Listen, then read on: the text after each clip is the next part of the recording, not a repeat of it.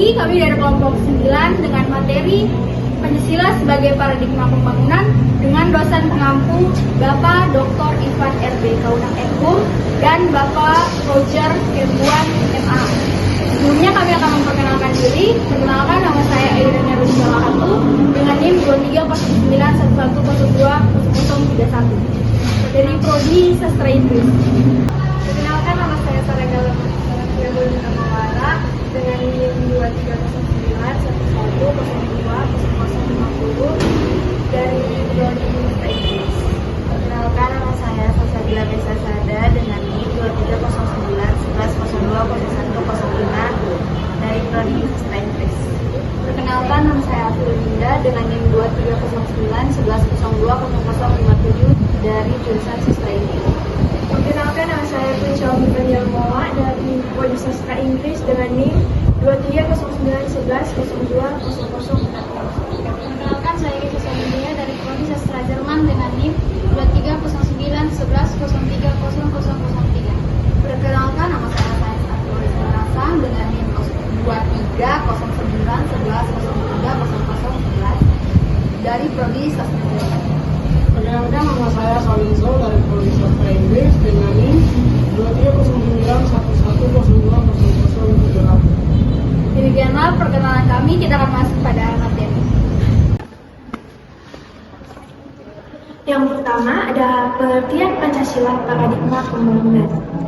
Pancasila adalah paradigma, suatu pandangan dunia yang menyiratkan landasan, acuan, metode, nilai dan tujuan dalam program pembangunan.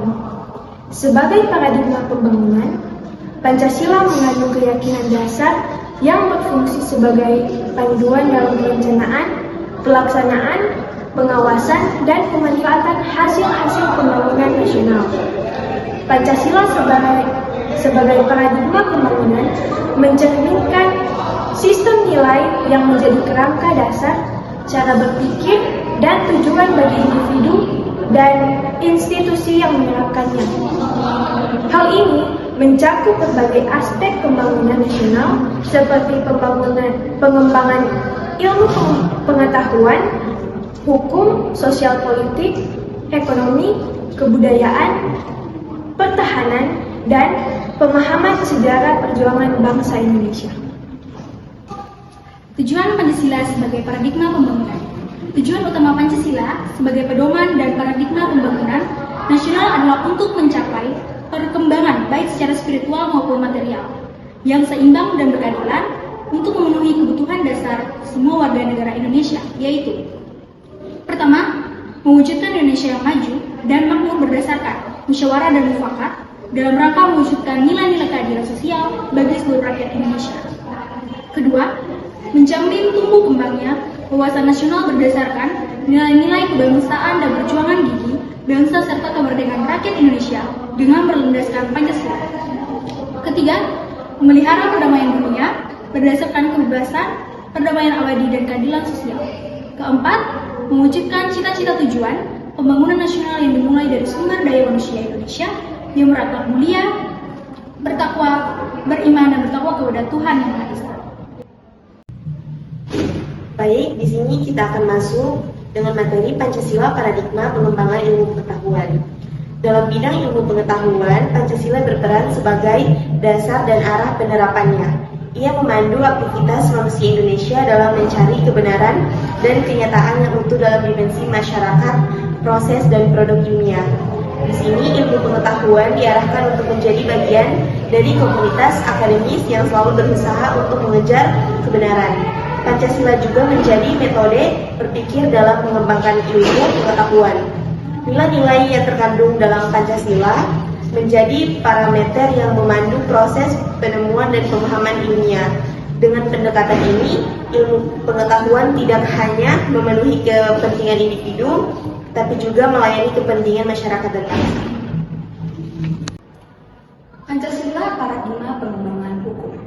Pancasila memiliki dampak yang signifikan pada sistem hukum Indonesia. Dengan UUD 1945, negara Indonesia memiliki konstitusi yang mencerminkan sila-sila Pancasila.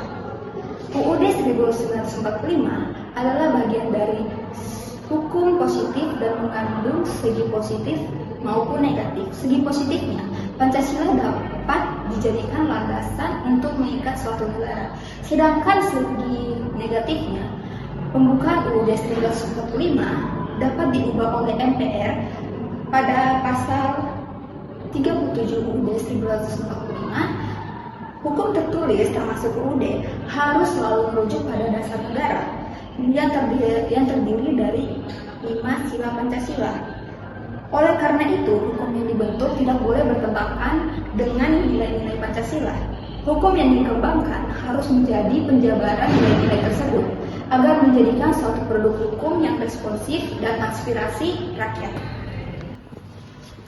Pancasila paradigma pembangunan sosial politik. Dalam bidang sosial politik, Pancasila menjadi paradigma yang mencerminkan keinginan bersama bangsa Indonesia. Dalam keinginan bangsa Indonesia ini mencakup demokrasi, persatuan, dan kemanusiaan dalam kehidupan sehari-hari. Pancasila juga mendorong dan mengutamakan kepentingan rakyat dalam pengambilan keputusan politik, yang dimana nilai-nilai ini berasal dari nilai ketuhanan yang Maha Esa, yang di dalamnya tercakup landasan moral bagi masyarakat di daerah globalisasi informasi. Pancasila paradigma pengembangan ekonomi. Dalam bidang ekonomi, Pancasila mengacu pada sila keempat yang mendorong pengembangan ekonomi yang adil dan berkeadilan. Ekonomi kerakyatan merupakan pendekatan yang menekan pada kesejahteraan rakyat, bukan hanya pada kepentingan kelompok besar. Politik ekonomi harus memberikan dukungan kepada usaha kecil, menengah dan kooperasi sebagai pilar utama pembangunan ekonomi nasional. Hal ini membantu mewujudkan ekonomi yang lebih adil, demokratis, dan partisipasi. Dengan begitu, nilai-nilai Pancasila tidak hanya menjadi dasar filosofis, tapi juga panduan nyata dalam pembangunan ekonomi. Pancasila paradigma pengembangan kebudayaan bangsa. Pancasila juga menjadi kerangka bagi pembangunan kebudayaan bangsa. Paradigma ini memastikan bahwa pembangunan nasional harus menghormati hak budaya komuniti-komuniti yang beragam di Indonesia. Paradigma ini memadukan pembangunan lokal, regional, dan nasional, menciptakan keseimbangan dan kemerataan. Nilai-nilai Pancasila menggambarkan karakteristik budaya yang tinggi dalam masyarakat Indonesia. Ini mencerminkan kesepakatan bersama yang mendorong kesejahteraan umum, pencerahan bangsa, dan ketertiban dunia. Pancasila sebagai paradigma pembangunan pertahanan.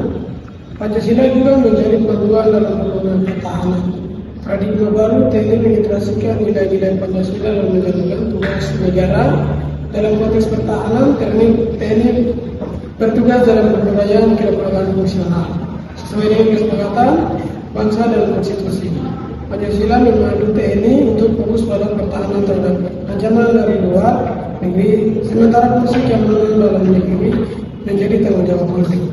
Konsistensi doktrin gabungan yang mencakup keseimbangan antara angkatan darat, angkatan laut, dan angkatan udara menjadi bagian integral dari paradigma ini. Pancasila dengan sila-silanya menjadi pedoman yang menyeluruh untuk pembangunan nasional, memastikan bahwa setiap aspek kehidupan Indonesia terwujud dalam harmoni dan keseimbangan.